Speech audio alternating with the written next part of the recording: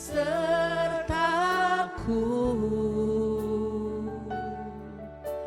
setiap detik, setiap waktu. Kau perhatikanku, Kau Bapa yang setia, selalu menjagaku.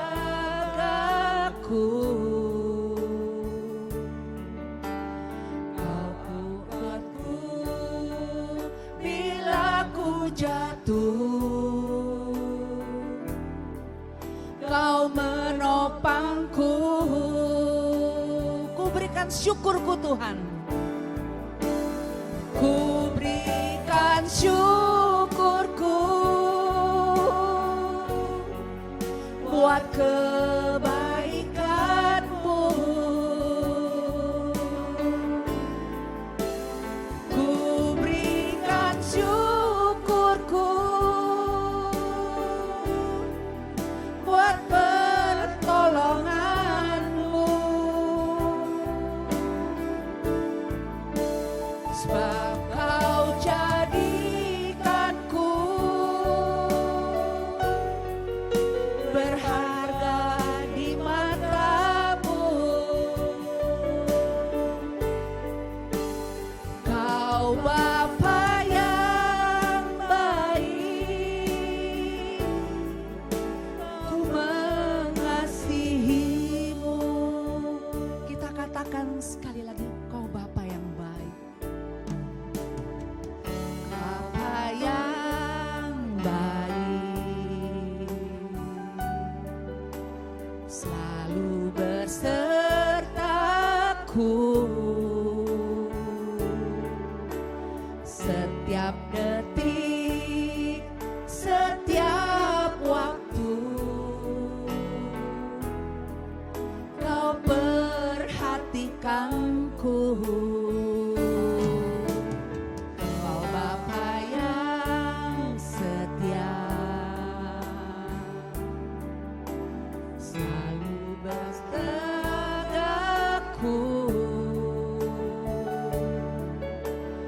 Kau angkatku bila ku jatuh, Kau menopangku. Ku berikan syukurku sama-sama.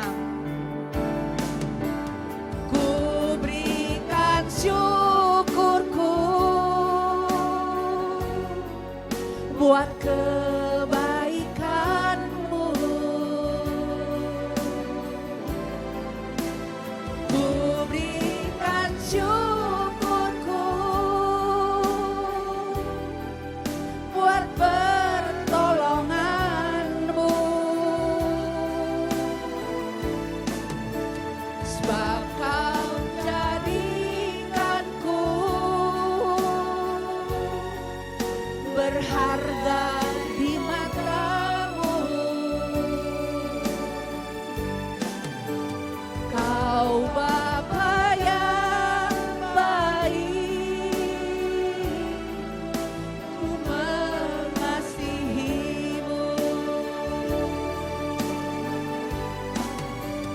Kau Bapa yang baik, Kau Bapa yang baik, Kau yang baik, Kau Bapa yang baik, Kau Bapa yang baik,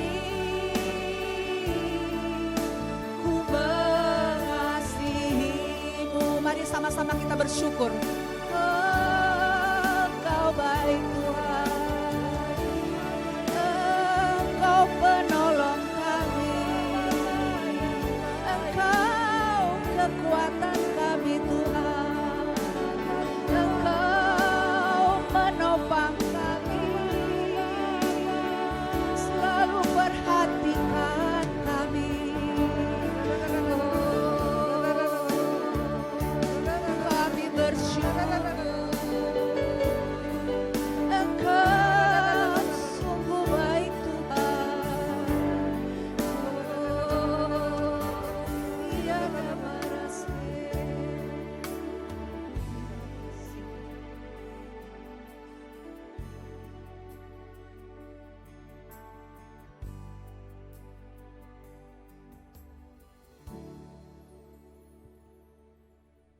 Terima kasih Tuhan, Engkau sungguh baik.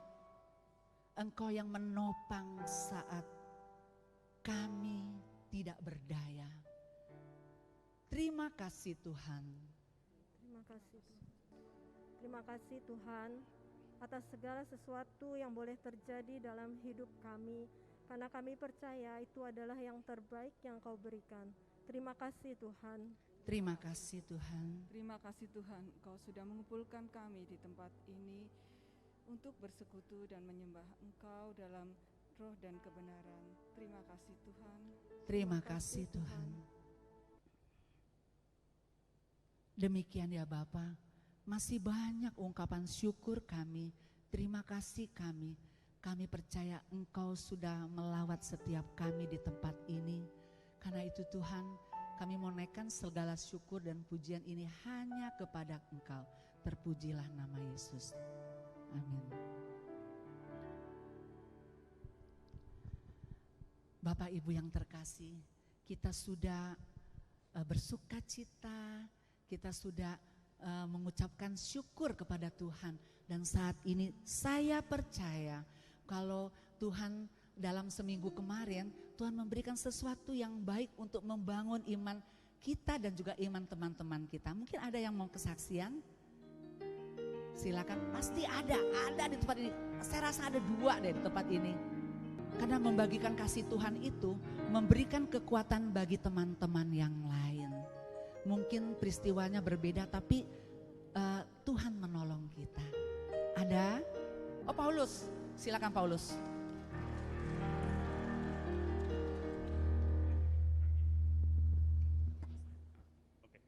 Shalom Tante. Tahun 2020 sempat saya 2 tahun memberontak sama Tuhan.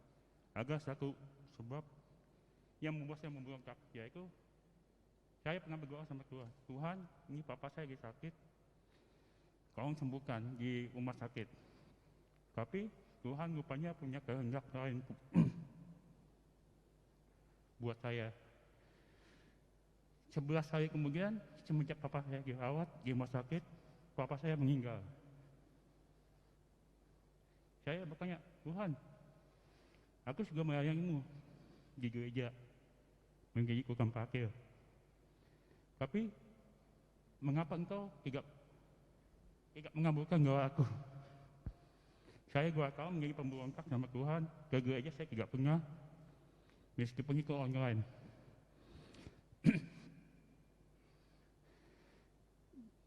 2 tahun kemudian, 2022,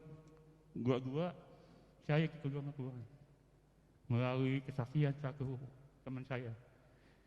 Terus dia ngomong ke saya, terus kamu punya sakit hati sama Tuhan. Kok tahu? Saya bilang, iya, kamu kecewa sama Tuhan karena doa kamu tidak dijamah sama Tuhan. Mulai saat itu saya bangkit dari keburukan saya, dari saya yang cepat marahnya, nggak mau tahu urusan, jadi mencoba peduli sama sesama saya. Kemudian mama saya ngomong, terus mama gak tua, kamu nggak usah pakai lagi di gereja. Saya tanya, loh, kenapa mah? Kenapa mah? Saya bilang, iya, mama gak kuat, jaga mama di rumah. Oh, yaudah kalau gitu. Saya bingung, wah, jaga mama. Saya bilang, nanti pemasukan saya dari mana? Saya bilang, mas, yaudah. Saya mencoba mengerti mama saya.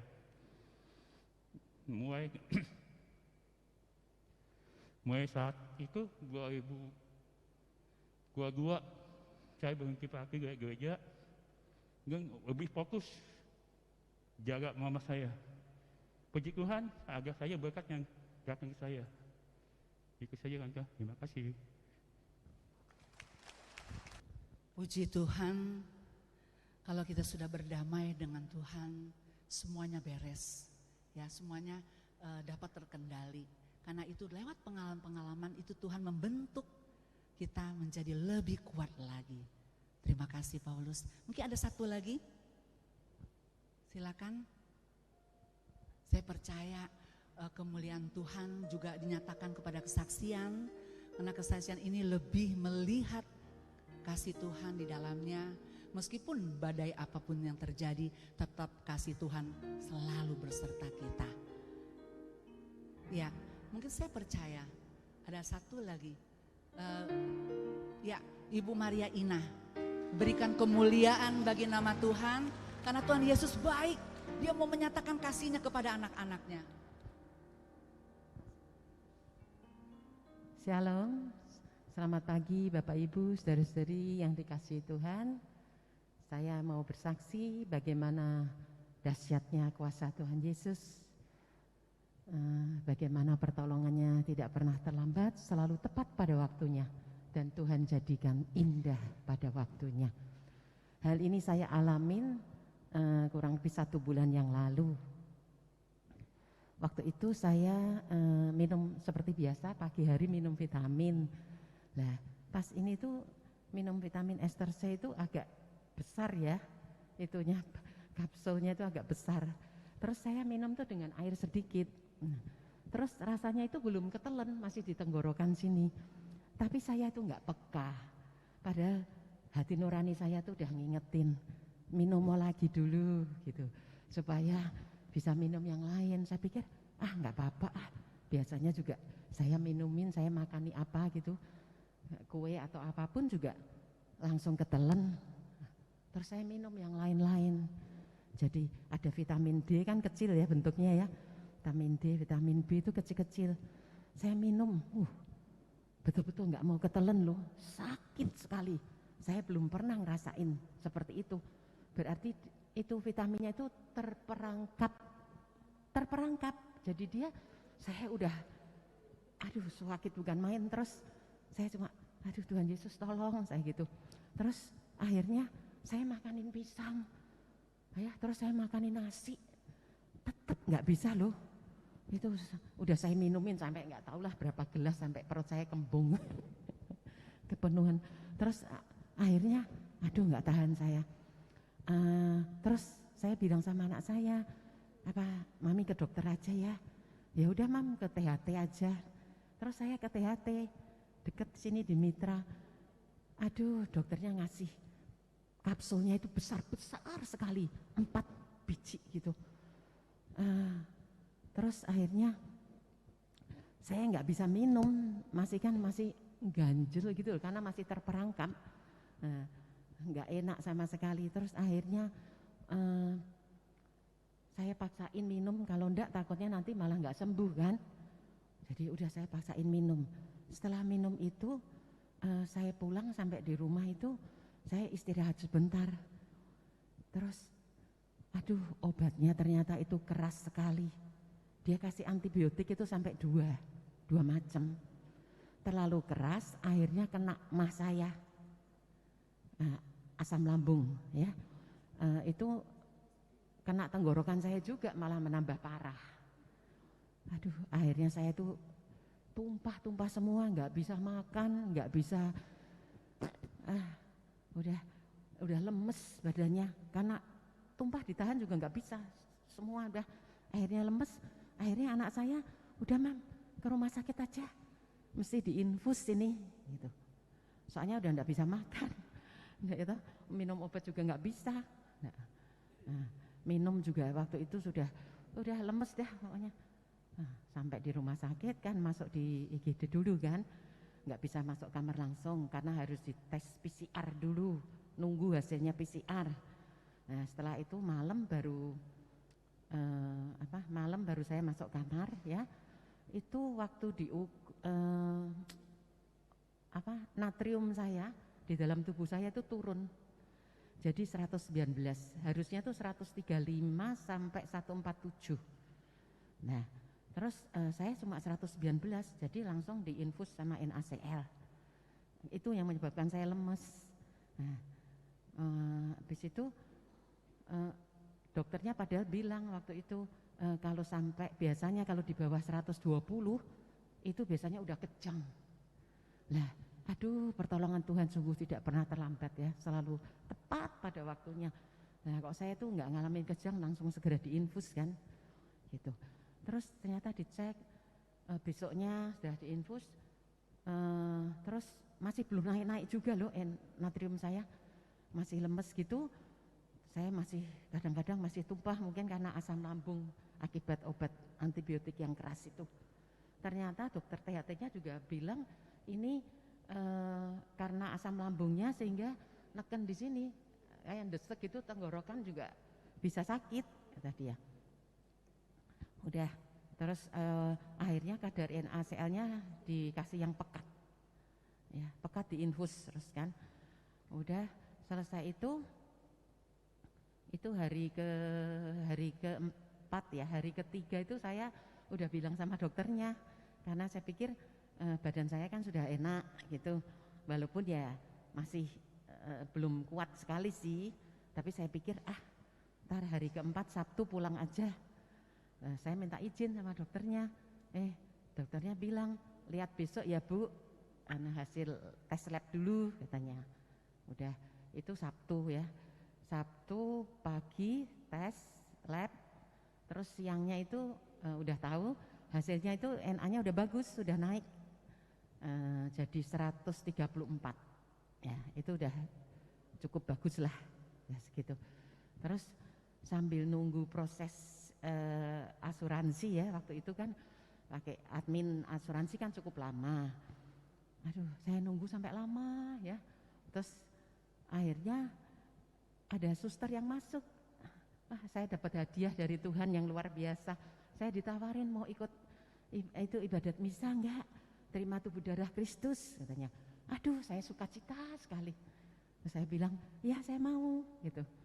Ya udah, terus disiapin itu per tiap-tiap kamar yang mau itu dikasih salib sama ada kain putih sama lilin gitu di meja gitu. Udah terus sambil ikut misa. Setelah itu oh ya, pada saat dokter THT-nya itu periksa, itu pita suara saya, deket pita suara itu ada kelenjar, itu bengkak ya, bengkak. Terus di daerah tenggorokan mungkin karena itu ya terperangkap lama luka ya, radang, jadi radang. Terus itu ada seperti granul pasir gitulah, butiran-butiran gitu, harusnya kan halus. Nah, seperti itu. Terus ya itu obatnya ya diinfus semuanya, masuk infus. Nah, terus waktu itu tenggorokan juga belum sembuh ya, waktu Sabtu itu. Terus tapi dokternya bilang ya udah berobat jalan aja. Memang ini cukup lama, dia bilang bisa 1 bulanan dia bilang. Jadi masalah sepele sekali ya, saya pikir ternyata sakitnya sampai berkepanjangan. Nah, terus Sabtu itu sambil lanjut yang tadi misa kayak ya, ibadat misa. Terus saya terima tubuh darah Kristus ya. Terus setelah itu saya berdoa. Nah, pada saat saya berdoa itu saya juga kaget ya.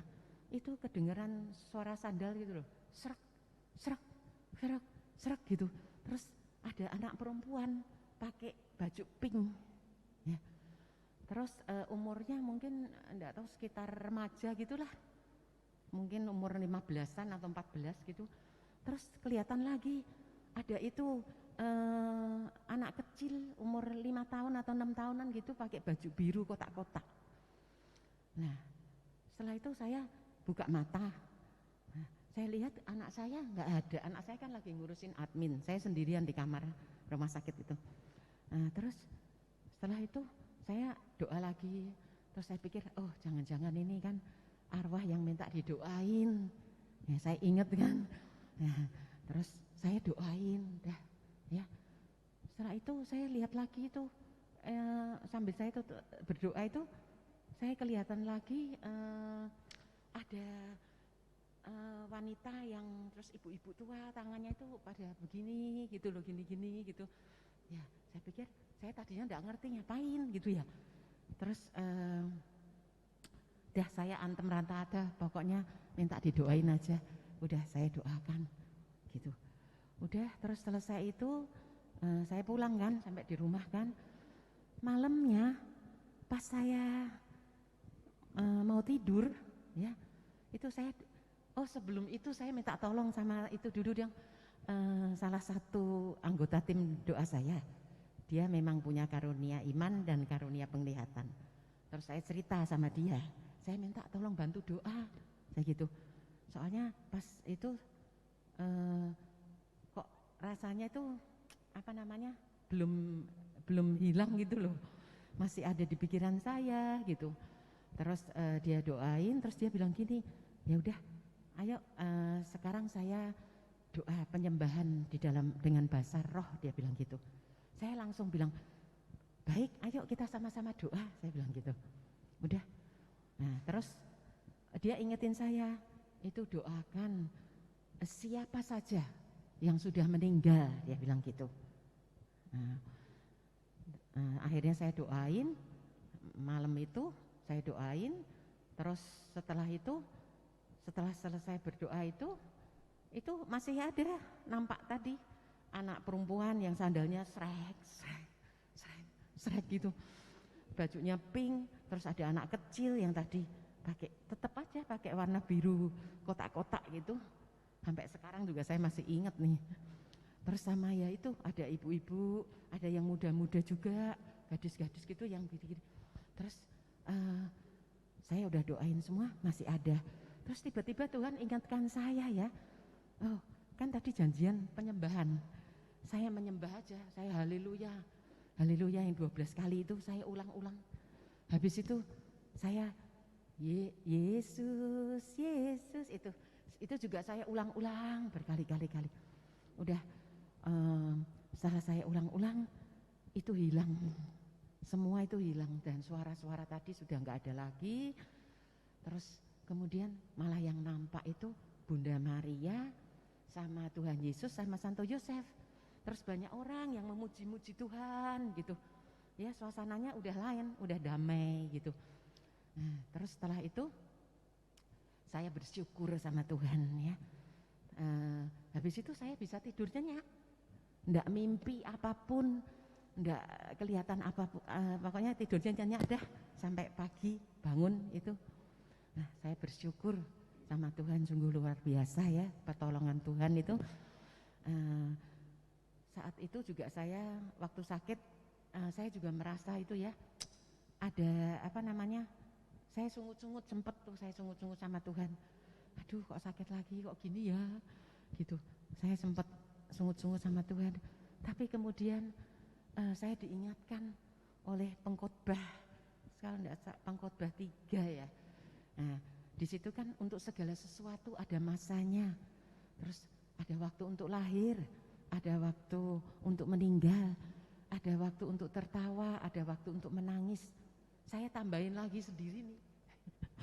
Saya tambahin ada waktu untuk sehat, ada waktu untuk sakit. Nah, itu menyadarkan saya. Jadi, oh iya, ada waktunya untuk sakit, ada waktu untuk sehat. Jadi, jangan mau enaknya aja. Saya selama ini kok mau enaknya aja, mau yang nyaman-nyaman aja gitu. Nah, Tuhan sudah ingatkan gitu. Nah, terus akhirnya lewat proses ya, saya penyembuhan tenggorokan saya, proses ya lewat waktu, ya puji Tuhan, ya sekarang tenggorokan saya sudah sembuh, itu karena kemurahan anugerah Tuhan. Tuhan proses saya, Tuhan jadikan indah pada waktunya. Terpujilah nama Tuhan untuk selama-lamanya. Amin.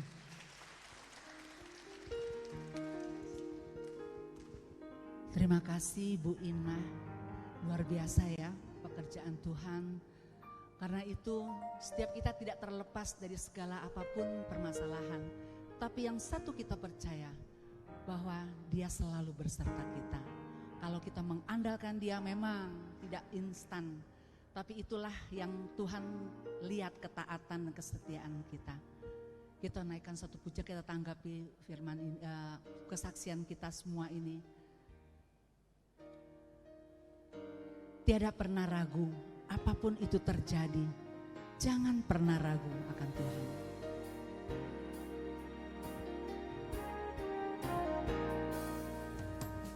Tiada pernah ku ragukan kasih setiamu ya Tuhan, setiap waktu dalam hidupku Kau pernah Kau tinggalkan. Meski langit tampak suram, awan gelap pun menghadang, hadapi badai, lewati gelombang, tak pernah Kau tinggalkan diriku.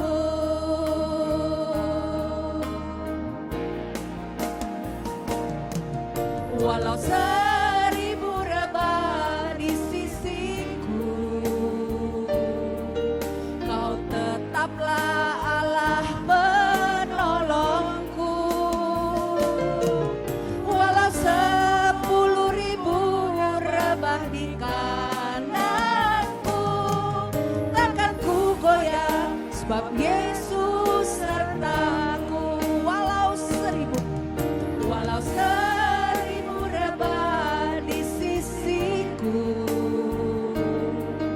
Kau tetaplah Allah penolongku.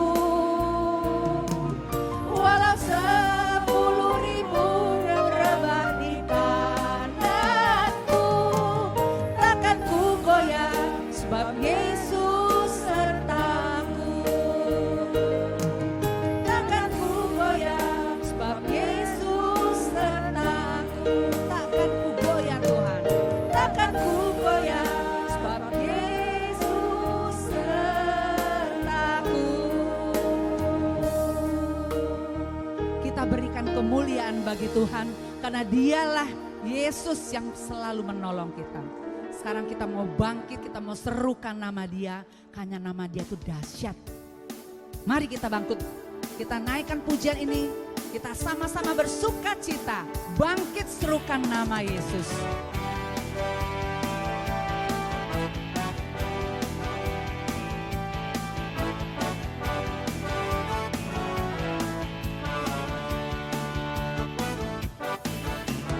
Bangkit, serukan nama Yesus, Yesus. Maju, nyatakan kuasanya.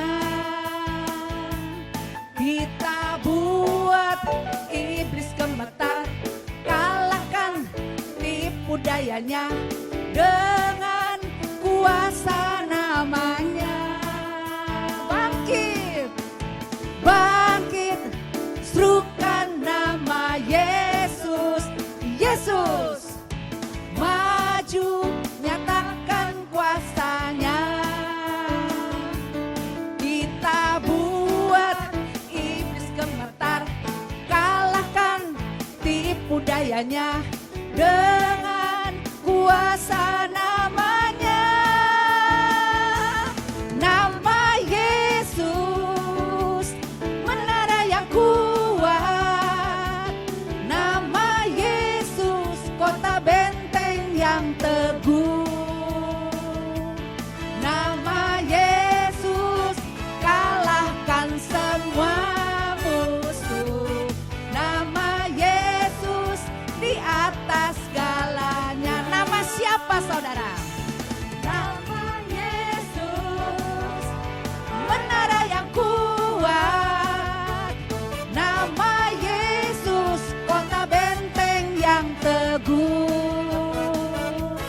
Nama Yesus, kalahkan semua musuh. Nama Yesus, di atas segalanya. Nama Yesus, nama Yesus, nama Yesus, nama Yesus, nama Yesus, di atas segalanya. Terus kita puji Dia. Kita mau katakan Yesus Tuhan Allah yang perkasa. Segala kuasa ada di tangannya. Kita tidak bisa berbuat apa selain daripada kuasa Tuhan yang memerdekakan kita. Yesus Tuhan Allah yang perkasa, segala kuasa di tangannya. Dia Tuhan segala Tuhan, Dia Raja segala Raja, kuasanya tetap sama. Yesus Tuhan, Yesus Tuhan Allah yang berkuasa, dulu sekarang dan selamanya. Dia Tuhan segala Tuhan, Dia Raja segala Raja, kuasanya tetap sama. Ku puji Kau Tuhan, puji Kau Tuhan, dengan kekuatanku, kuasa-Mu nyata dalam hidup ini. Ku sembah Kau Tuhan, baik siang dan malam. Ajaiblah Kau Yesus, ajaib Kau Yesus, ajaib Kau Yesus. Kau Yesus. Puji Tuhan, silakan duduk. Sungguh ajaib Dia. Bukan ajaib bin salabin, tidak Bapak Ibu. Tetapi dengan kuasa dan kesetiaan kita, maka kuasa Tuhan itu akan sempurna di dalam kita. Amin. Ya, kita sungguh-sungguh saat ini mau menyerahkan hati kita, karena sungguh besar kasih-Nya. Karena itu kita layak menyembah Dia. Sungguh besar kasih-Mu Tuhan. Kita mau masuk ke dalam hadirat Tuhan, menyembah Dia. Kita percaya di dalam penyembahan setiap kita ada kuasa di dalamnya. Sungguh besar kasih-Mu Tuhan.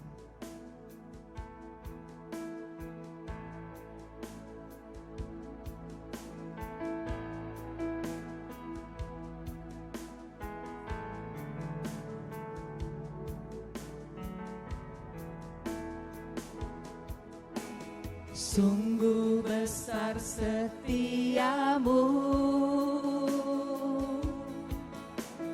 nyata di sepanjang hidupku. Darah-Mu telah layakkan kehidupanku.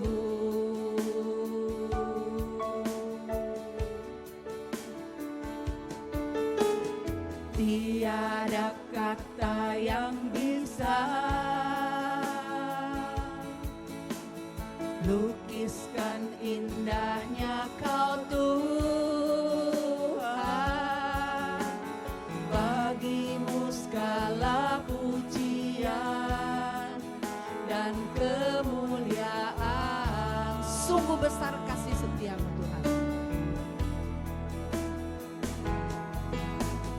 Sungguh besar setia-Mu, nyata di sepanjang hidupku. Darah-Mu telah layakkan kehidupanku. Tiada kata yang bisa, tiada kata yang bisa lukiskan indahnya Kau Tuhan. Bagi-Mu segala pujian dan kemuliaan. Ku tinggikan Engkau Tuhan.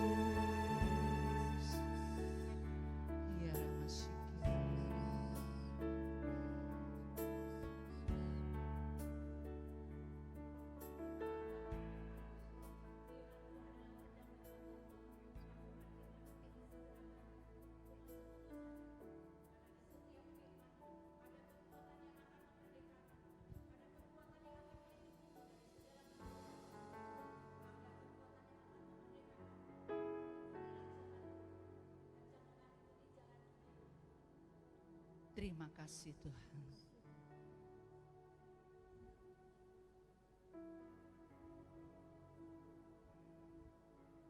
Sebab Tuhan berkenan pada umat-Nya. Ia memahkotai orang-orang yang rendah hati dengan keselamatan. Terima kasih Tuhan.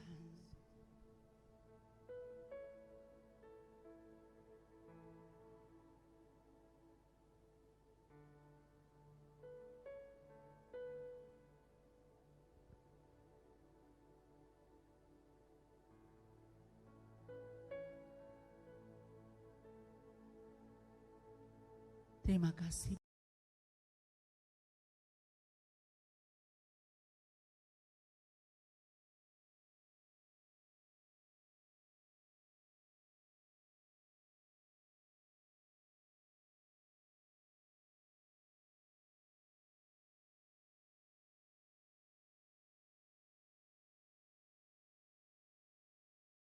Dalam Engkau. Terima kasih Tuhan.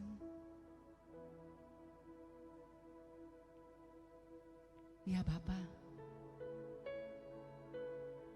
sebentar lagi kami akan menerima berkat yang daripada Engkau. Mungkin itu nasihat-nasihat menegur kami, nasihat-nasihat membangunkan iman kami. Sungguh Tuhan kami bersyukur.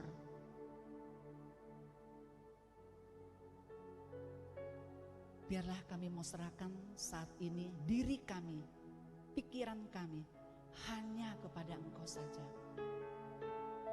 Kami mau arahkan hati kami kepada Engkau, sehingga apa yang disampaikan dapat masuk ke dalam hati kami. Berkati juga ya Bapa, hamba-Mu yang Engkau kasihi, yang sudah Engkau utus untuk kami semua, Bapak Gunawan HP. Tuhan Yesus, pakai Bapak Gunawan sebagai alat-Mu hari ini. Kami percaya Engkau sudah siapkan Pak Gunawan, juga Engkau telah siapkan bagi kami kemuliaan pada Bapa, Putra dan Roh Kudus, seperti pada permulaan, sekarang, selalu, dan sepanjang segala abad. Amin. Silakan duduk Pak Gunawan.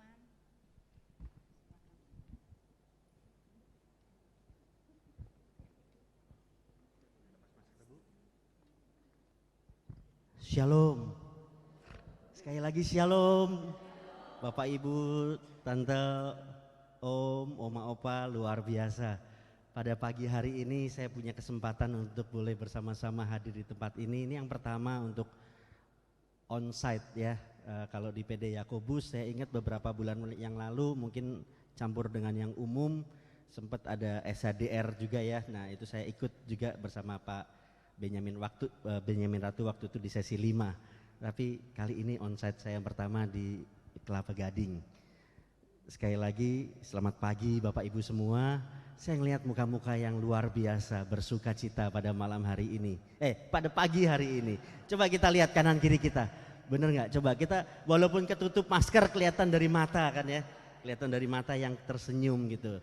Mata yang tersenyum itu mata yang lebih sipit-sipit gitu ya. Jadi Bapak Ibu, perkenalkan nama saya Gunawan, seperti di flyer Gunawan HP. Saya nggak jauh, hanya 40 kilo dari sini tadi, dari Alam Sutra, Tangerang Selatan. Paroki saya Persekutuan Doa, saya bertumbuh di PDPKK Santo Laurentius Alam Sutra. Untuk pewartaan saya perutusan dari komunitas Gracia bersama Pak Yopi Taroreh. Dan pada kesempatan pagi ini saya diberikan tema oleh Bu Herlina, nasihat-nasihat yang memerdekakan, dari Pengkhotbah 7. Kalau yang di WA ke saya, Pengkhotbah 7 ayat 1, 2a dan 13 ya, 12 ayat 13. Mungkin tulisan satunya ketinggalan di situ. Jadi luar biasa. Ini waktu saya terima, bisa Pak? Bisa. Tapi waktu saya baca ya, saya lagi merenungkan. Setelah saya baca beberapa bulan yang lalu, saya terima tugas pewartaan dari Bu Herlina. Wah luar biasa pengkhotbah ini ya. Pengkhotbah ini kalau Bapak Ibu buka di ayat yang pertama saja, di bab yang pertama, ayat pertama dikatakan semuanya sia-sia ya. semuanya sia-sia. Nah, kita mau belajar di ayat 7, pasal 7 ayat yang pertama dan kedua itu juga luar biasa banget. Yang sangat-sangat bertolak belakang daripada apa yang mungkin kita pikirkan. Saya sudah berkeluarga Bapak Ibu, istri saya 1 pastinya, anak saya 2, usia sudah 18 tahun dan 21 tahun. Saya berasal tetangganya Yesus ya, sama-sama orang Kudus. Cuman kalau Yesus Kudusnya pakai lingkaran, kalau saya dari kota Kudus pakai asap rokok gitu ya, karena di Kudus terkenal kota kretek ya, kota rokok. Tadi Bu Maria saya dibisikin Cilike ini teman pelayanan lama dari waktu saya masih di Gloria, zaman belum merit dulu. Bu Maria dari Semarang kok Gun, deket berarti dari Semarang. Ini ada Cynthia juga kebetulan pas lagi berada di sini, ini juga teman saya di tim di PDKK Santo Laurentius Alam Sutra. Thank you Cynthia. Nasihat-nasihat yang memerdekakan. Sebelum saya masuk nasihat, saya malah kebalik kan sebenarnya. Saya mestinya yang banyak dinasehati oleh om dan tante, bapak ibu semua. Karena secara umur mungkin saya lebih muda. Biasanya yang lebih tua banyak pengalamannya. Tetapi banyak hal membuktikan umur bukan suatu kedewasaan. Kedewasaan itu merupakan satu proses. Bahkan orang yang setiap hari membaca kitab suci pun belum tentu menjadi bijaksana. Karena seperti yang mau kita baca, pengkhotbah ini diceritakan di konon ya, menurut ahli-ahli teologi, ahli-ahli sejarah, yang membuat pengkhotbah adalah Raja Salomo. Raja Salomo, Tuhan katakan diberikan hikmat yang luar biasa. Bahkan tidak ada di muka bumi ini yang punya hikmat seperti Salomo. Baik, saya mau tanya dulu, tadi ada tentang kematian ya, Bu Maria sharing tentang kematian, ada orang meninggal, kemudian ada mendoakan. Kira-kira kalau Bapak Ibu dapat undangan di hari yang sama, di jam yang sama, waktunya nggak ada waktu yang lain, sama-sama kenal dekat, yang satu undangan perkawinan, yang satu undangan kematian untuk datang yang mana? Kematian, luar biasa kan, makanya saya bilang ini sebenarnya saya belajar sama Bapak Ibu semua. Udah luar biasa. Nah, kita mau belajar lebih dalam lagi di dalam pengkhotbah 7 ayat yang pertama. Saya akan bacakan pengkhotbah 7 ayat yang pertama. Nama yang harum lebih baik daripada minyak yang mahal, dan kematian lebih baik daripada hari kelahiran. Udah lumayan aneh belum? Belum ya. Sudah mulai aneh Bu ya. Ya. Nama yang harum lebih baik daripada minyak yang mahal, dan hari kematian lebih baik daripada hari kelahiran. Kemudian ayat yang kedua ditambahkan, gambarnya agak serem sedikit ya. Gambarnya agak serem sedikit. Karena memang kita mau membicarakan tentang ini. Pengkhotbah 7 ayat 2 dikatakan pergi ke rumah duka lebih baik daripada ke rumah pesta. Karena di rumah dukalah kesudahan setiap manusia. Ada 2 ayat ini yang mau kita bahas, ditambah nanti ayat yang terakhir di pengkhotbah 12 ayat 13 dikatakan akhir dari segala yang didengar ialah takutlah akan Allah dan berpeganglah pada perintah-perintahnya, karena ini adalah kewajiban setiap orang. Nah Bapak Ibu, tadi saya katakan di awal pengkhotbah ini oleh para ahli sejarah, ahli teolog dikatakan karena ditulis juga di dalam pengkhotbah 1 ditulis oleh raja, anak Daud ya, raja di Yerusalem. Jadi diyakini bahwa yang menulis adalah Raja Salomo. Raja Salomo, sedikit kita mengenal siapa yang menulis dari pengkhotbah ini adalah anak Daud ya, anak Daud dari Betsheba. Kalau Bapak Ibu baca di kisah raja di raja-raja itu Raja Daud punya beberapa istri. Kemudian Raja Salomo ini dari Betsheba. Dia berusia 59 sampai 60 tahun kurang lebih. Dan waktu dia dipilih, diangkat untuk menjadi raja, usianya baru sekitar 19-20 tahun. Jadi masih sangat muda. 40 tahun dia kemudian memerintah Israel, dan dikatakan di sini bahwa Israel jaya. Enggak ada peperangan setelah diproses oleh Daud masih mengalami banyak perang. Pada masa Raja Salomo nggak ada peperangan. Setelah selesai Raja Salomo, Israel terpecah menjadi dua, menjadi bagian Yehuda dan bagian Israel. Beliau Raja Salomo juga menulis Amsal, Pengkhotbah, Kidung Agung, dan kalau di Deuterokanonika ada juga Kebijakan Salomo. Jadi beliau ini orang yang sangat luar biasa. Isinya kalau kita baca Pengkhotbah seolah-olah semuanya keluhan. Kalau bicara nasihat kayaknya lebih cocok Amsal. Saya kalau lagi ngajarin anak-anak, habis mukul anak itu dulu waktu kecil gitu ya, saya kasihnya kitab Amsal gitu kan, karena lebih baik orang tua mukul pakai kayu daripada orang luar yang mukul pakai kayu gitu. Kalau di kitab Amsal dikatakan begitu. Banyak nasihat-nasihat juga di Amsal. Pengkhotbah isinya hanya seolah-olah keluh kesah semuanya. Ternyata memang kitab Pengkhotbah ini menceritakan bagaimana Raja Salomo setelah mengalami hidup, kemudian dia menuliskan segala hal yang dia alaminya. Yang ditulis di ayat yang pertama, segala sesuatunya adalah kesia-siaan, karena ada maksudnya untuk mengingatkan kita semua. Kemudian di 1 Raja-Raja, ini kisah sedikit tentang bagaimana Raja Salomo bisa mendapatkan hikmat, atau dikatakan oleh dikatakan oleh Allah, tidak ada lagi orang yang punya hikmat sebesar dan sehebat seperti Salomo. Di dalam 1 Raja-Raja 3 sampai 5 ayat 5 sampai 14, Bapak Ibu boleh catat ayatnya, dibaca kisah ini, sungguh menarik. Ini Tuhan datang dalam mimpi Salomo. Pada saat itu awal-awal, jadi Salomo masih muda ya. Kemudian Tuhan menawarkan, Salomo mau minta apa? Nah Bapak Ibu coba, kalau sekarang kira-kira ketemu Yesus dalam bentuk apapun, doa, kemudian kira-kira yang bakal diminta pertama apa? Apa tante? Minta damai sejahtera. Oke. Minta apa kira-kira? Kalau Tuhan, kamu minta apa anakku gitu? Bijaksanaan luar biasa. Ternyata udah belajar dari Salomo. Kebanyakan orang kalau rosario ya, kemarin saya bikin, saya ambil perenungan di tempat lain. Kalau saya nggak tahu di Kelapa Gading mungkin udah luar biasa semua. Tapi kalau di lingkungan saya di Alam Sutra, kalau lagi pendalaman kitab suci yang datang sedikit. Yang datang sedikit. Paling 5 orang sama tuan rumah berdua 7, 10 gitu. Ya paling banter 15, paling banter. Kalau padahal itu sudah 2 lingkungan digabung, ya, sudah 2 lingkungan digabung. Tapi kalau doa rosario, nah kalau sekarang ini kan kita masuk bulan rosario ya, undangan rosario 9 hari berturut-turut, yang datang luar biasa, bisa 30, 40 gitu.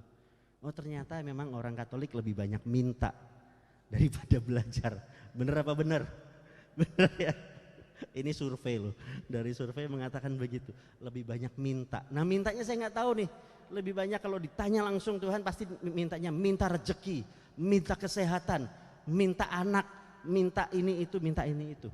Salomo waktu itu dia jadi raja, dia sudah jadi raja. Waktu ditanya dia minta apa saja, Salomo cuma ngomong minta hikmat. Karena saya masih muda, saya nggak bisa ngurusin rakyatmu, dikatakan rakyatmu ya sebesar ini. Jadi saya minta hikmat supaya saya tahu mana yang baik dan yang benar, supaya saya bisa memerintah dengan baik. Dan Tuhan berkenan. Tuhan berkenan dengan permintaan Salomo ini, sehingga bukan hanya hikmat yang diberikan, hikmat kebijaksanaan, tapi juga diberikan kemuliaan, diberikan kekayaan, diberikan segala-galanya. Bahkan Tuhan menjanjikan umurmu panjang jika hidup menuruti ketetapan Tuhan. Tetapi ternyata umurnya nggak panjang ya, cuma 60 tahun Salomo. Padahal Tuhan janji. Kenapa? Karena dia hidup tidak menuruti ketetapan Tuhan. Di masa-masa tuanya Salomo ini luar biasa. Istrinya 700. Ya. Gundiknya 300. Jadi totalnya dia punya istri-istri itu 1000. Tujuannya baik, tujuannya baik. Tujuannya dia mau menguasai bangsa, mempersatukan bangsa. Jadi dia memperistri kerajaan, anak-anak raja di tempat, dari segala bangsa dia perisi. Ada 700. Masalahnya adalah masing-masing istri kan membawa kebudayaannya ya, membawa agamanya, membawa baal-baalnya, membawa agama mereka masing-masing. Dan Salomo tidak setia kepada Tuhan, tetapi mengikuti ilah-ilah yang lain. Jadi yang terakhir, Tuhan selalu menjanjikan kita kalau kita tetap setia. Kalau kita nggak setia ya seperti Raja Salomo, Tuhan janjikan yang terbaik, Tuhan janjikan udah beri segala macam, tapi dia nggak setia. Akibatnya ya umurnya pendek ya, 60 tahun di masa kejayaannya. Nah Bapak Ibu, ini prolog awal Raja Salomo. Dan satu lagi sebagai prolog yang terkenal dari Raja Salomo yang membuktikan bahwa dia raja yang bijaksana, ini ada di 1 Raja-Raja 3:16 sampai 28. Ini hikmat Salomo waktu Salomo setelah berdoa, setelah sekian lama Tuhan memberkati dia dengan hikmat kebijaksanaan. Ada 2 orang ibu ini, wanita ini punya anak, dua-duanya ngelahirin anak Bapak Ibu. Dua-duanya ngelahirin anak, kemudian yang satu meninggal.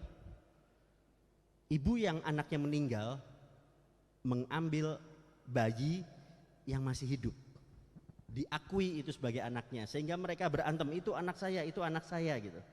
Karena meninggalnya sama-sama masih bayi ya, masih belum kelihatan gitu. Karena mereka tinggal satu rumah. Mereka menghadaplah ke Raja Salomo. Oleh Raja Salomo dikatakan, ini ada pisau, pedang, belah 2 gitu.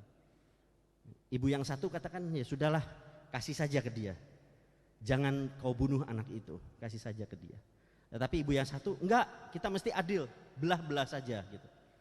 Dari situ Raja Salomo langsung dapat tahu, berikan, jangan bunuh anak itu dan berikan kepada ibu yang menolak untuk membunuh. Karena ibu yang sejati pasti tidak akan mau untuk membunuh anaknya sendiri. Ini terkenal banget. Sejak itu Raja Salomo semakin besar dan terkenal dari hikmatnya. Nah, pagi hari ini kita mau belajar pertama kali adalah nama harum lebih baik daripada minyak yang mahal. Ingat kisah Yesus waktu diminyakin, kemudian Yudas Iskariot berkata, kok boros-boros amat gitu kan. Minyak kayak begitu kan kalau dijual bisa dapat sekian ratus dinar. Mendingan duitnya dibagikan kepada orang miskin gitu. Benar? Ingat? Yang luar biasa. Tetapi di pengkhotbah dikatakan nama yang harum lebih penting daripada minyak yang mahal. Pelajari bersama dari nama yang harum lebih baik daripada minyak yang mahal ini. Bapak Ibu, ada juga pepatah bahwa gajah mati meninggalkan gading. Manusia meninggalkan, apa yang mau kita bayangkan atau yang kita inginkan. Hari kematian lebih baik daripada hari kelahiran.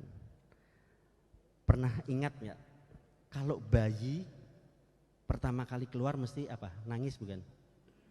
Kalau bayi keluar nangis, yang lain tertawa nggak? Seneng ya.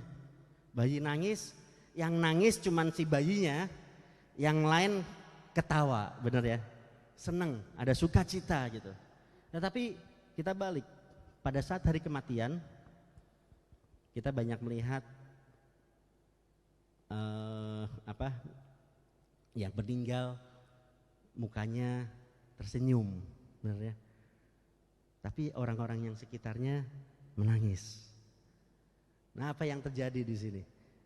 Di sini dikatakan Pengkhotbah 7 ayat 1b ini, dan hari kematian lebih baik dari hari kelahiran. Ini kita mau mengingatkan, kematian itu bukan satu akhir. Makanya orang kebanyakan yang meninggal terlihat tersenyum ya. Kalau bayi menangis kenapa, tahu nggak Bapak Ibu? Ya. Kenapa? lapar, bukan lapar. Ayo, kenapa bayi keluar langsung nangis? Karena perpindahan. Terus karena apa? Karena menjalani dosa. Karena udah enak di dalam, dia nggak perlu mikir apa-apa, bener nggak? Makanan masuk semuanya, dia tidur tenang, mau gerak-gerak dia tenang. Tapi begitu keluar dia tahu, waduh hidupku akan susah. Bayi itu begitu keluar tahu kalau dia akan susah loh. Nggak percaya? Coba tanya sama bayi yang baru lahir. Bayi begitu keluar dia langsung tahu, aduh hidupku akan susah nih. Karena tidak ada satu orang pun yang tanpa kesusahan hidup di dunia ini. Ya. Dia tahu, ini joke ya Bapak Ibu ya, dia tahu, kita pun tahu. Pada saat kita lahir, mungkin ada sukacita di sekitar kita. Tetapi kita merasakan sesuatu yang berbeda. Kita mulai menghadapi kehidupan, proses kehidupan. Dari mulai belajar jalan, sampai belajar pacaran, sampai belajar ngurus anak gitu kan, sampai belajar dituntun sama cucu misalnya. Ada prosesnya. Tetapi pada saat kematian, Rasul Paulus mengatakan kematian adalah keuntungan. Karena apa? Kalau kita iman kita Katolik, kita juga sering bacakan di dalam syahadat kita kan, kita punya kehidupan lain. Nah, pertanyaannya adalah seberapa siap kita pada hari kematian itu? Seberapa siap kita pada hari kematian itu? Hari lahir itu bagus, bukan berarti saya katakan hari lahir tidak bagus, bukan. Hari lahir itu bagus. Mungkin bisa belinya luas, tapi tetap aja kuburannya tetap 1 kali 2 meter. Areanya aja yang lebih luas gitu kan. Nggak mungkin kan areanya 10 kali 10 cuman 1 begitu aja, nggak mungkin. Tetap yang dikubur 1 kali 2 meter, walaupun areanya mungkin besar-besar banget gitu ya. Jadi segala sesuatunya habis. Kitab suci kita mengatakan debu kembali menjadi debu. Kita semua manusia yang fana.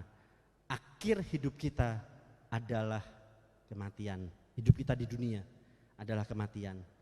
Tetapi kematian membawa kita kepada awal yang baru, yaitu hidup bersama Bapa di surga. Kalau hidup kita benar. Kemudian manusia ini lemah, manusia ini terbatas. Ya, manusia ini lemah, manusia ini terbatas. Makanya mau segede apapun, mau sekaya apapun, tetap belum ada orang yang bisa memperpanjang usianya terus hidup sampai sekarang belum mati-mati. Ya, kecuali di film-film ya, di film-film ada yang namanya immortal, itu dia vampire biasanya ya, lain lagi. Tetapi manusia hidupnya terbatas. Nah, di dalam firman Tuhan ini kita mau diingatkan bagaimana kita merefleksikan diri. Kalau ke pesta lebih banyak hura-hura. Mungkin ada sukacitanya, mungkin ada kita mau bersyukur, ungkapan syukur, nggak salah. Bukan berarti firman ini mengatakan jangan ke pesta, enggak. Kita tetap boleh, tetapi di pesta biasanya hilang begitu saja. Bahkan cenderung orang akan melihat, oh pestanya luar biasa nih, keren. Kemudian akan muncul rasa iri ya, atau rasa kesombongan. Pestanya kok gini aja sih, gua kalau jadi dia mah pestanya bisa begini-begini. Nah, muncul kesombongan. Di dalam suasana pesta mungkin ada sukacita, mungkin ada ucapan syukur, tetapi tidak ada makna yang kita bisa pelajarin di dalam hidup. Di dalam rumah duka, di dalam peristiwa kematian, ada banyak hal yang kita bisa pelajari karena hidup kita hanya sementara.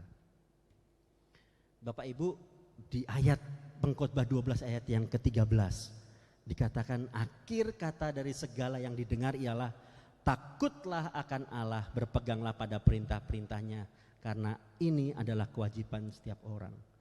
Jadi tadi saya di awal katakan kalau kita baca pengkhotbah seolah-olah keluhan, tetapi isinya ternyata mengingatkan kita nasihat-nasihat yang akan memerdekakan kita. Dia kasih tahu nggak perlu begini, nggak perlu begitu, semuanya sia-sia. Tetapi kalau kita berpegang kepada Tuhan, di ujung di ayat kedua di pasal 12 di ujung dia mulai mengatakan semuanya ini tidak menjadi sia-sia kalau kita takut akan Tuhan. Dia sempat mengalami masa tidak takut akan Tuhan, walaupun dia sudah dikasih hikmat. Makanya orang yang punya hikmat, orang bijaksana belum tentu nggak jatuh dalam dosa.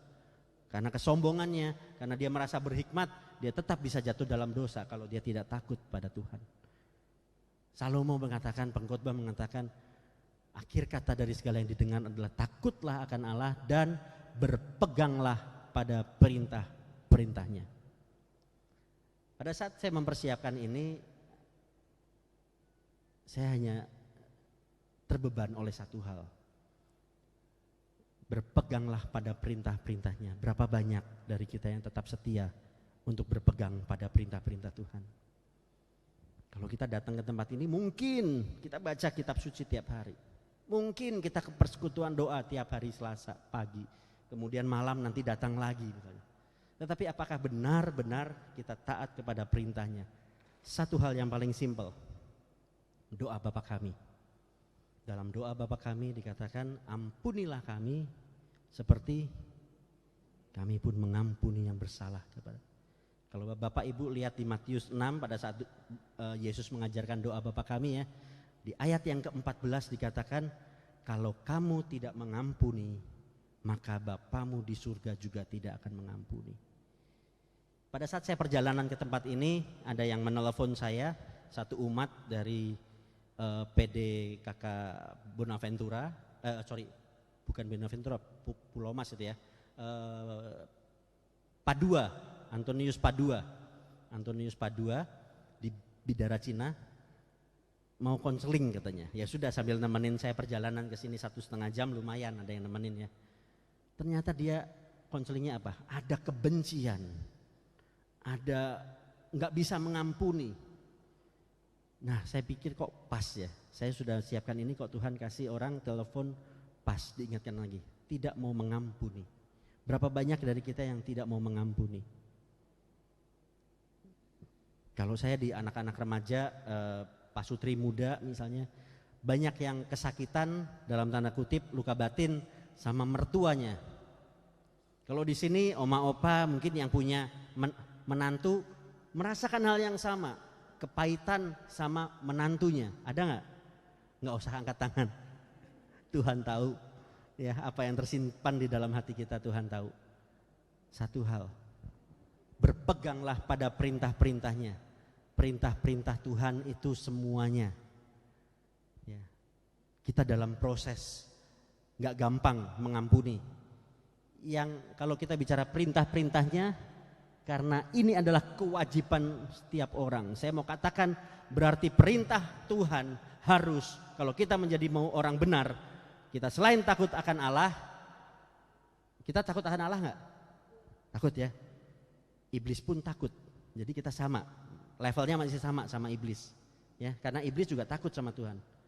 Tapi yang membedakan iblis dengan manusia, manusia bisa berpegang pada perintah-perintah Tuhan. Iblis nggak bisa berpegang pada perintah Tuhan. Dia memang selalu mau membuat manusia jauh dari Tuhan.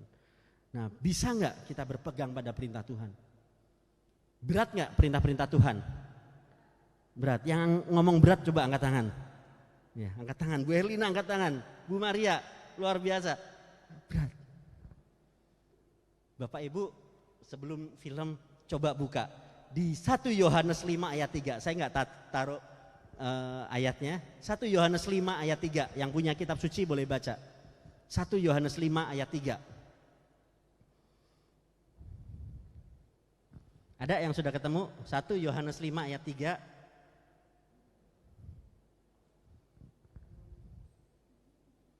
Satu Yohanes 5 ayat 3. Ada? Coba baca kenceng. Ya, silakan Bu, baca kenceng Bu, coba.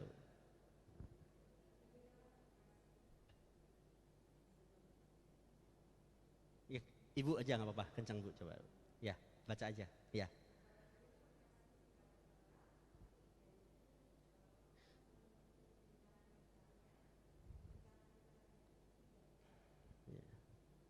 Saya baca lagi ya. Sebab inilah kasih kepada Allah. Garis bawahi itu dulu Bapak Ibu. Kalau kita kasih kepada Allah, kalau kita mencintai Allah,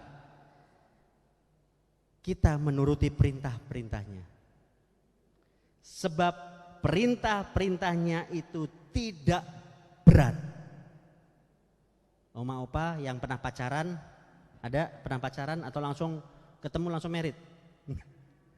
Pacaran dulu ya. Waktu pacaran jauh misalnya atau apa, mesti jauh-jauhan, mesti naik angkot atau apa, diladeni kan ya, diikuti ya, karena ada rasa cinta. Kalau cinta tidak berat. Firman Tuhan katakan ini, kalau kamu cinta saya, bukan cinta Gunawan, cinta Tuhan, tidak berat. Jadi katakan di sini pengkhotbah, akhir kata dari segala yang didengar ialah takutlah akan Allah dan berpeganglah pada perintah-perintahnya, karena ini kewajiban setiap orang, ini adalah kewajiban kita semua. Jangan katakan perintah Tuhan berat. Kalau kita katakan perintah Tuhan berat, kita balik lagi. Kita balik bahwa kita mau melakukannya bukan, kita mau memaafkan menantu kita misalnya, kita mau memaafkan anak kita mau memaafkan suami kita. Saya ambil contoh dari sekian banyak hal, memaafkan saja dulu ya Bapak Ibu ya. Berat Tuhan, gak mungkin, aku sudah dihianati, aku sudah dikurang ajari, mereka gak, berat. Kita pikirkan, kita bukan mau menyenangkan anak kita bukan mau menyenangkan menantu kita bukan menyenangkan suami atau istri kita, tetapi kita mau menyenangkan Tuhan.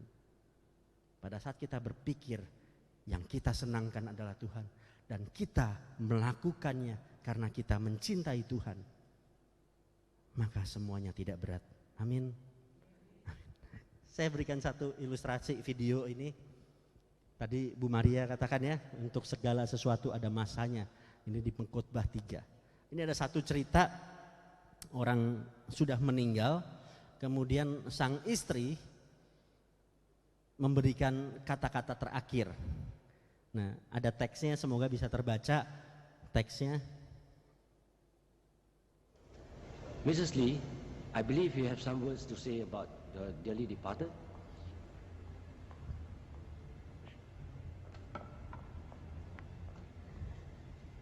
I'm not going to sing praises for my late husband. Saya tidak akan menyampaikan Not today. puji-pujian untuk almarhum suami Neither saya. am I going to talk about how good he was. Enough people have done that here. Instead, I want to talk about some things that will make some of you feel a bit uncomfortable. First off, I want to talk about what happened in bed. Ever had difficulty starting your car engine in the morning?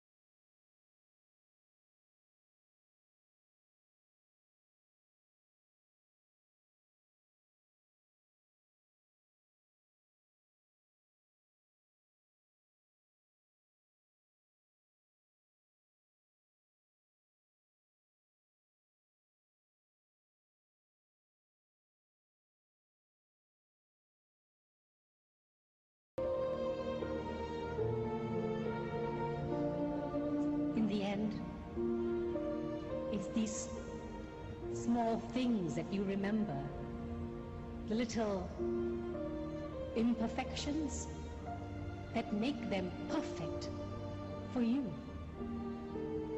So to my beautiful children, I hope one day you too find yourselves life partners who are as beautifully imperfect as your father was to me.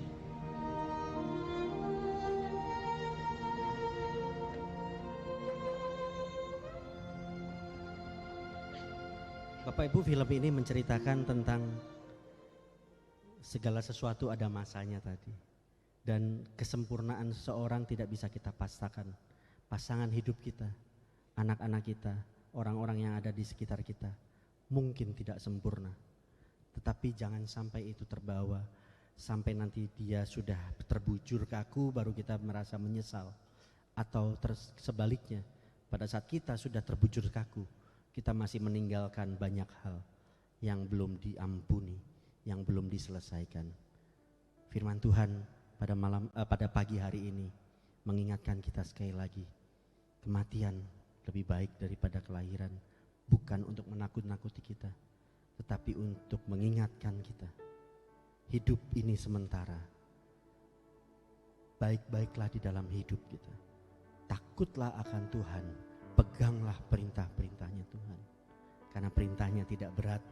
Di 1 Yohanes tadi dikatakannya, karena dengan demikian kita siap kapanpun Tuhan panggil kita, kapanpun Tuhan panggil teman-teman orang sekitar kita, sahabat kita, orang-orang kita yang kita kasihi.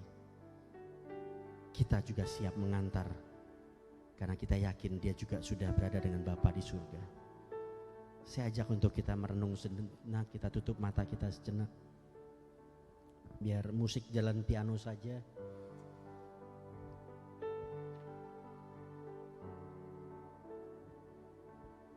Tuhan, ini kami Tuhan. Ini kami anak-anak-Mu Tuhan. Pada pagi hari ini kami belajar dari firman-Mu Tuhan, dari pengkhotbah. Engkau mengingatkan kami bahwa hidup kami hanya sementara Tuhan. Dan di dalam hidup yang sementara itu Tuhan, kami juga tidak membawa harta kekayaan, kami tidak membawa kemuliaan kami, tetapi nama harumlah yang lebih penting daripada segala sesuatunya. Dan nama harum itu dapat kami peroleh Tuhan dengan segala perbuatan kasih yang boleh kami lakukan kepada orang-orang yang ada di sekitar kami. Berikan kami kekuatan ya Tuhan, untuk kami boleh melangkah, boleh selalu mawas diri, boleh selalu merefleksikan diri di dalam setiap tindakan,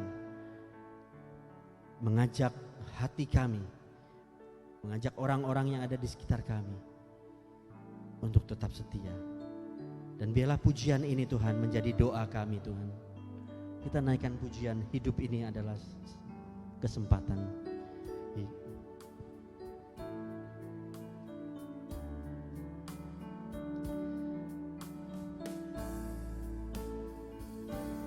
Hidup ini adalah kesempatan. Hidup ini untuk melayani Tuhan. Jangan sia-siakan waktu yang Tuhan beri. Hidup ini hanya sementara. Oh Tuhan, pakailah hidupku selagi aku masih kuat. Bila saatnya nanti ku tak berdaya lagi, hidup ini sudah jadi biar musik terus mengalun. Inilah Tuhan, kami mau yakini bahwa Kau boleh pakai kami saat ini Tuhan.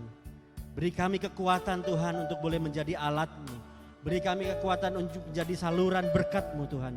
Beri kami kekuatan untuk menjadi alat pembagi kasih-Mu Tuhan. Sehingga pada saatnya nanti Tuhan, pada saat Kau boleh panggil kami kembali ke rumah-Mu ya Tuhan, hidup kami yang hanya sementara ini sudah menjadi berkat Tuhan. Tuhan, di hadapan hamba juga sudah ada doa, wujud-wujud doa Tuhan. Kami tahu Engkau Allah yang baik, Engkau Allah penyembuh, Engkau Allah pemulih, Engkau Allah penyedia, Engkau Allah yang sanggup menyediakan, dan Engkau Allah yang telah merancangkan segala sesuatunya yang terbaik atas hidup kami. Untuk itu kami mau persembahkan Tuhan Seluruh wujud-wujud doa ini ke dalam tangan-Mu ya Yesus. Biarlah segala sesuatunya terjadi sesuai dengan kehendak-Mu di dalam hidup kami untuk memuliakan Engkau. Terima kasih Tuhan, terima kasih Tuhan. Dan biarlah bila doa-doa ini terwujud Tuhan, hidup kami boleh semakin mendekat kepadamu Tuhan, untuk menjadi saksi-Mu, untuk menjadi kemuliaan bagi nama-Mu, dan untuk menjadi berkat-berkat bagi orang-orang yang ada di sekitar kami.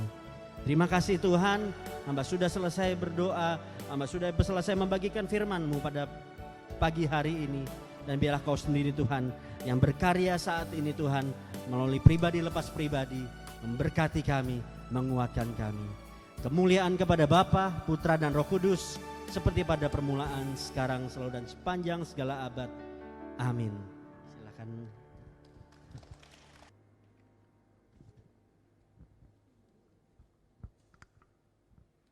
Kita berikan kemuliaan sekali lagi untuk kemuliaan Tuhan. Karena sungguh luar biasa, kita diingatkan bahwa hidup ini adalah kesempatan. Kalau Bapak Ibu punya teman satu dibawa, mungkin besok bisa 3 atau 4. Karena kita bawa, mereka boleh mengenal Tuhan. Amin. Iya. Kita naikkan, kita berikan yang terbaik buat Tuhan.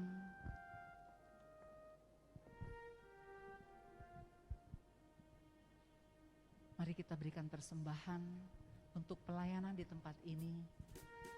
Berkat anak cucu.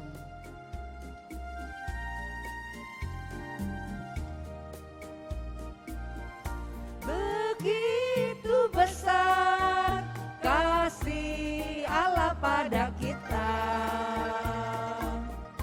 diberkatilah anak cucu kita di mana-mana. Tuhan mengubah miskin dan menjadikan kaya. Dia merendahkan dan meninggikan juga. Berbahagialah bagi orang yang percaya, anak cucunya pasti tidak akan meminta-minta. Karena Allah menggenapi firman-Nya, tiada yang mustahil bagi orang percaya. Berbahagialah bagi orang yang percaya, anak cucunya pasti tidak akan meminta-minta. Karena Allah menggenapi firman-Nya, tiada yang mustahil bagi orang percaya. Tiada yang mustahil bagi orang percaya. Tiada yang mustahil bagi orang percaya.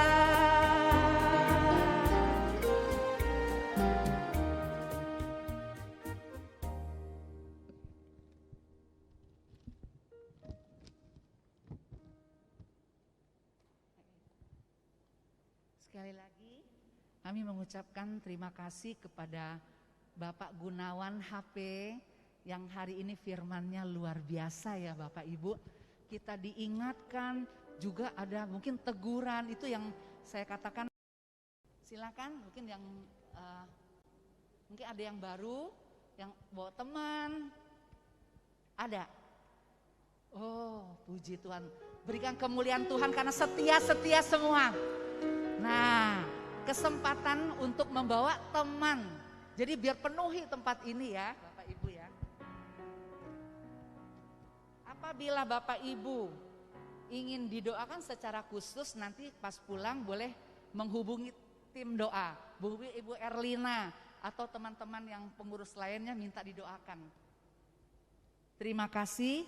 sampai jumpa lagi di persekutuan doa yang akan datang Selasa depan. Untuk itu kita mau menutup sebelum kita menutup dengan pujian Ave Maria karena masih bulan Maria. Mari saya ajak untuk sama-sama tutup doa.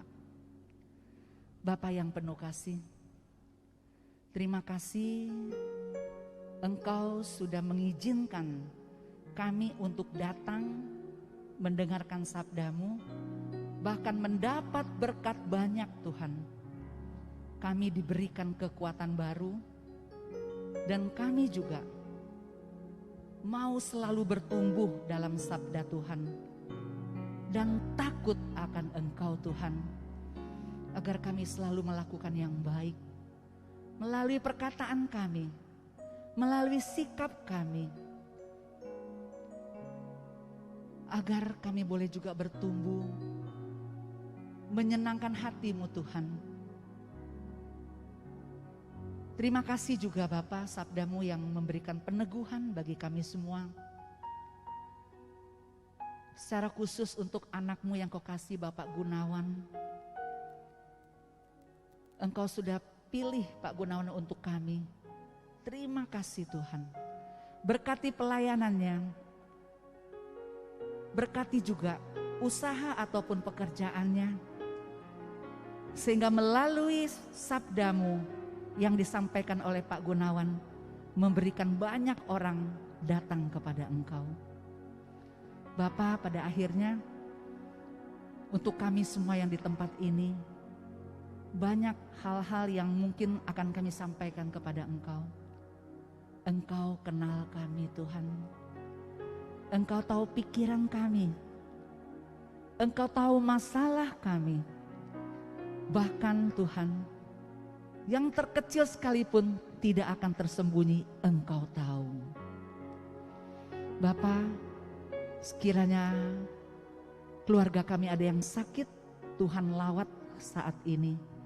Tuhan sembuhkan. Nyatakan kuasa-Mu Tuhan. Jika kami di tempat ini, kami mau kembali serahkan setiap kami hanya ke dalam tangan-Mu. Di dalam nama Yesus, Engkaulah Tuhan dan Juru Selamat kami. Amin. Mari kita menaikkan pujian. Engkau yang dipilih Allah.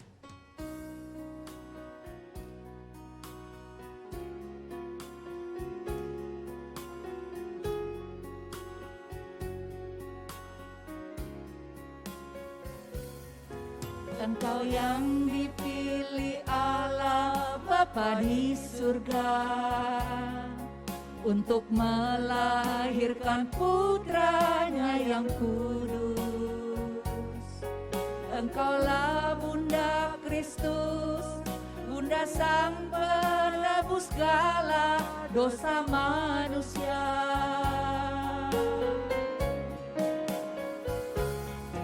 Bunda Maria perawan yang tiada bernoda, hatimu bersinar putih tiada bercela. Engkau Bunda Almasih yang diangkat ke surga penuh kemuliaan. Ave Maria,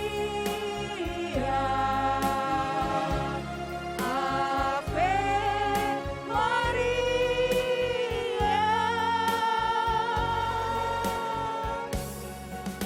Terpujilah Bunda, terpuji namamu.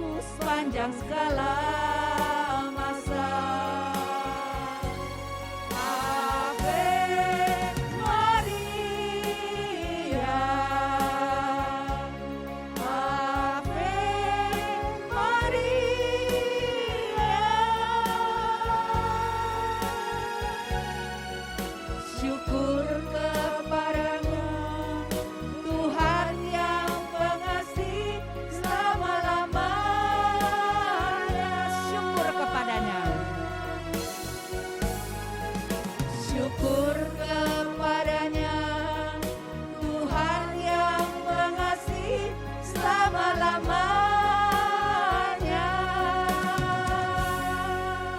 Terima kasih, Tuhan memberkati. Jangan lupa Selasa depan datang lagi ya ibu-ibu. Bawa teman.